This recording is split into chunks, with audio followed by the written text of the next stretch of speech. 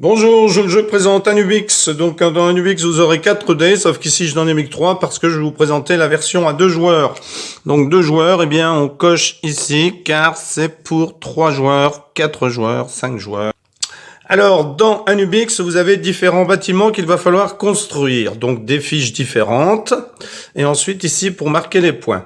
Ici, pour marquer des points, ils sont ici. Il faudra réaliser des paires. C'est-à-dire, par exemple, ici, si j'ai un vert et un rouge lors de mon lancer, je vais pouvoir accrocher le vert et le rouge. Ensuite, si j'ai lors d'un autre lancer un rouge et un bleu, eh bien, je pourrais accrocher le rouge et le bleu. On doit toujours accrocher par paire. Ici, pour réussir à monter jusqu'en haut, eh bien, il faudra que vous ayez coché.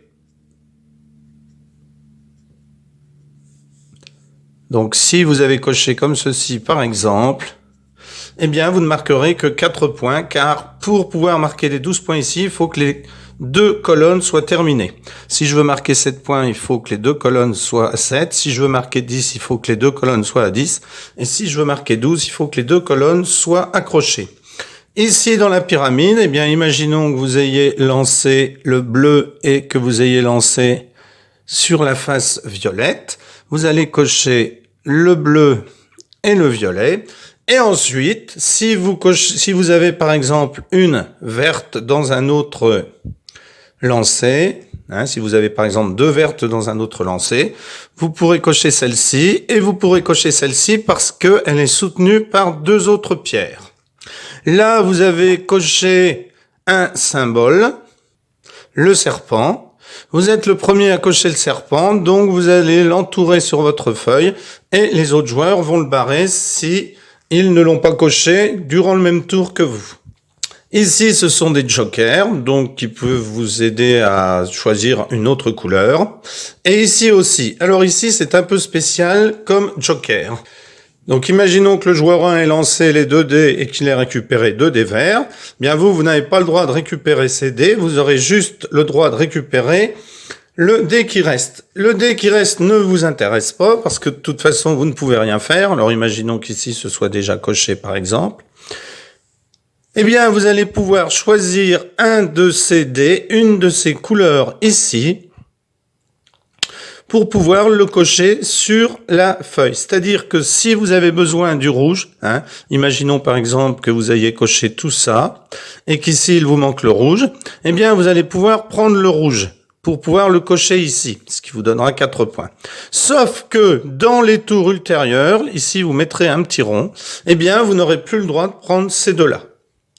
Donc si ensuite lors d'un tour vous avez besoin de prendre, imaginons qu'ici on ait une croix sur le bleu, eh bien que vous ayez besoin du bleu dans un tour parce que vous êtes tombé sur le orange et que ça ne vous intéresse pas, vous allez pouvoir prendre le bleu pour cocher ici, mais donc cocher le bleu que vous prenez, mais vous allez faire un point ici car vous n'aurez plus le droit de prendre le vert, puis bien entendu tous ceux qui sont à gauche.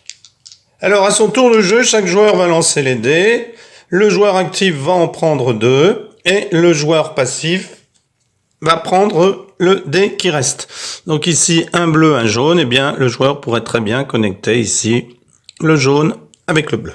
Pour marquer les points dans la pyramide, il vous suffit, alors par exemple, si le joueur a coché ça, il vous suffit d'avoir une croix. On regarde où est la croix la plus haute et on compte combien de points correspondent à cette croix. On n'est pas obligé de faire tout l'étage pour marquer, contrairement ici à l'arche. Ici, eh bien pour l'instant, il a 2 paires, le joueur a 2 paires, donc il y en a 4, 1, 2, 3, 4, il marquerait 4 points. S'il avait encore une paire, il marquerait 6 points, puisqu'il en aurait 6. Donc quand on a tout coché, tout réussi à accrocher, on a 6 paires, donc 15 points car les 12 cases sont cochées. Ici, ça va donner des points si vous ne les utilisez pas, ainsi que les jokers. Concernant les symboles, attention, certains fonctionnent par 2. Vous voyez ici, les pots, il en faut 2 pour pouvoir entourer le pot, et ici, les arbres, il en faut aussi 2. Alors, un joueur met fin à la partie lorsque 2 de ces monuments sont bâtis. Pour compter les points, eh bien la pyramide ici, 21 points. L'arche, eh bien ici le joueur aurait 7 points. La marelle ou le damier, enfin je sais pas comment on va appeler ça, on aura ici 15 points. Ensuite, les jokers, les symboles, pardon, alors le joueur ici, eh bien, n'aurait eu que ces 2 symboles-là, tous les autres auraient été pris par les autres. Donc, il va marquer 1 et 1, 2, il a 2 symboles, donc 3 points par symbole, ça fait 6 points. Pour les jokers ici, on multiplie par 2, donc 2 fois 2, 4. Et pour les pierres restantes, 1 point, 1, 2, 3, 4, 5, 6, 7, donc 7 points. Donc ici, je n'avais pas été le premier à faire 2 bâtiments, à finir 2 bâtiments, donc à mettre fin à la partie. Je n'ai donc pas marqué 3 points, je n'ai marqué que 6 points, 3 et 3, 6 ici. Voilà comment on joue à Anubix. À bientôt pour une nouvelle vidéo, au revoir.